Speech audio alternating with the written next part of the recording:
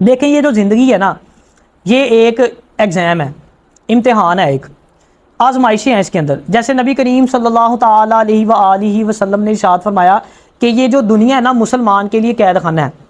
یعنی مشکلات آئیں گی، ہرڈلز آئیں گی، ایسا نہیں ہو سکتا کہ آپ کو نہ آزمایا جائے.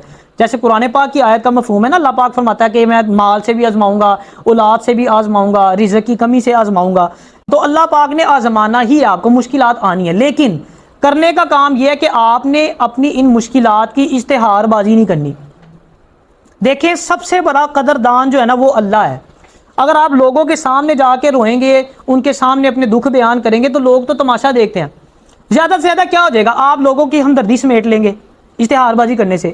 لیکن یاد رکھیں سکون آپ کو پھر بھی نہیں ملے گا. سکون صرف ملے گا اللہ کے آگے جھکنے سے، اللہ کا ذکر کرنے سے، صبر کرنے سے، نماز پڑھنے سے. اس لیے جب بھی آپ کسی